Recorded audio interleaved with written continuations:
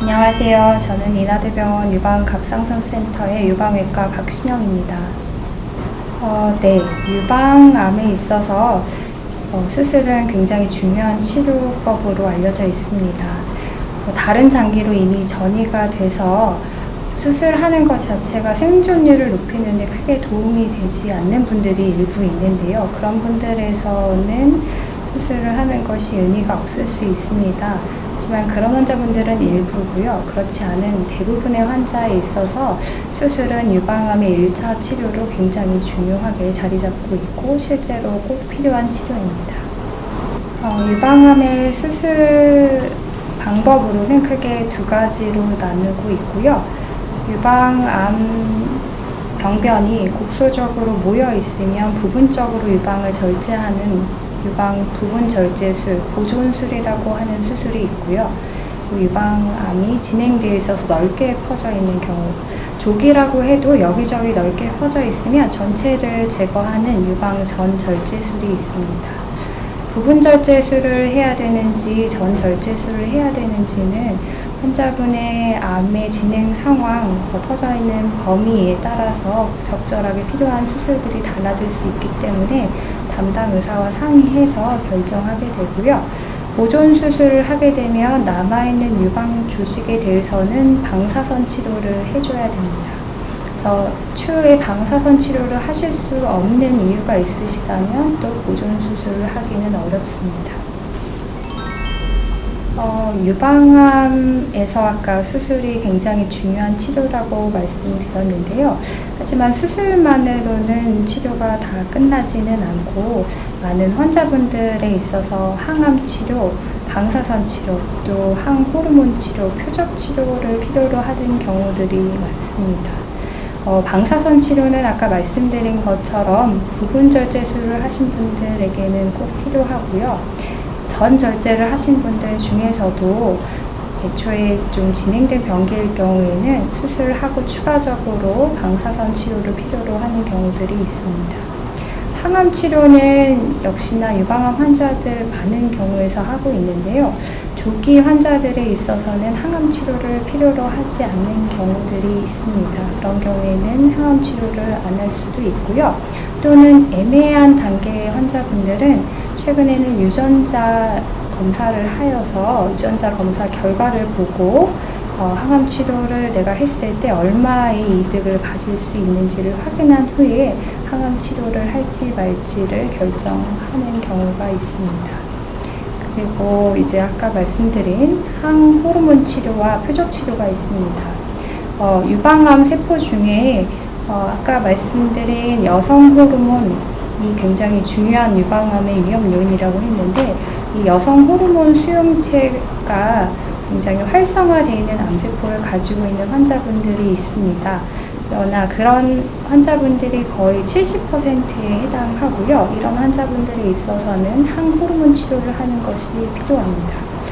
표적 치료라고 역시나 유방 암세포에 표적 수용체가 활성화되어 있는 암세포를 가지신 분들이 있는데 이런 환자분들은 전체 유방암 환자에서 20%에서 30% 정도를 차지하고 있고 이런 환자분들도 또한 표적 치료를 하셔야 될 필요가 있습니다. 그래서 개개의 환자분들마다 자기가 가지고 있는 암세포의 특성에 맞는 치료들이 결정이 되고요. 그거는 수술을 하고 나서 최종으로 받는 조직검사 결과를 확인한 후에 결정하게 됩니다. 저희가 쓰는 유방암에서 쓰는 가장 중요하고 수술 후 보조요법으로 많이 쓰는 항암제들은 사실은 머리가 대부분 빠집니다. 그래서 저희가 항암 치료를 하게 되면 구역질도 나고 식욕도 떨어지고 열도 나고 면역력도 떨어지고 설사도 하고 배도 아프고 불편한 것들이 굉장히 많은데요. 그 중에 탈모도 굉장히 큰 스트레스 요인입니다. 그럼에도 불구하고 이런 이제 나쁜 부작용들이 있는 것을 알고 있음에도 저희가 가장 많이 쓰는 이 항암제들이 유방암에 너무나 효과적이고 치료했을 때 재발률도 많이 낮춰주고 나중에 이제 생존율도 높여주는 중요한 역할을 하기 때문에 그런 부작용이 있는 것들을 감안하고서도 써야 될 정도로 중요한 치료의 역할을 하고 있습니다. 탈모는 굉장히 힘든 스트레스 요인이긴 한데요. 그래도 치료를 적절하게 잘 받는 것들이 필요합니다. 네, 유방암 수술을 할 때는 유방 수술만 하는 것이 아니라 사실 같은 쪽에 있는 겨드랑이 쪽에 인프절 수술을 반드시 같이 하게 됩니다. 겨드랑이 쪽으로 인프절로 전이 되는 경우가 많이 있어서 그런데요.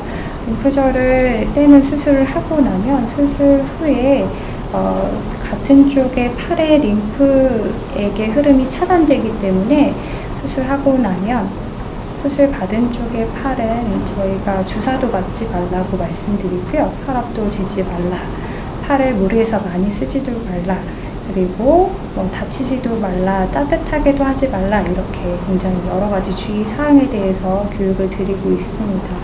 림프 부종은 한번 생기면 다시 이제 복원되기가 굉장히 힘들기 때문에 예방하는 것이 굉장히 중요해서 여러 가지 주의사항들을 잘 지켜주시면 좋을 것 같습니다. 사실은 어떤 걸 하면 이제 재발을 확 낮춰진다라는 이제 절대적인 어떤 방법은 아직까지는 이제 밝혀져 있지는 않는데요. 그럼에도 불구하고 건강한 식습관, 그리고 아까 말씀드린 것처럼 유방암의 위험 요인으로 알려진 여러 가지 서구화된 식습관을 피하는 것들, 그리고 활동을 적절하게 하는 것 자체가 저희의 유방암 발생 요인을 낮춰주기 때문에 적절한 운동을 하셔서 계속 건강한 생활 습관을 유지하시는 것이 굉장히 도움이 되겠습니다. 그리고 이제 재발이 되더라도 조기에 발견하는 것이 중요하기 때문에 저희가 정기적으로 언제 와서 또 진찰도 하고 검사를 하자고 안내 드리는데 거기에 맞춰서 잘 따라오시면 좋을 것 같습니다.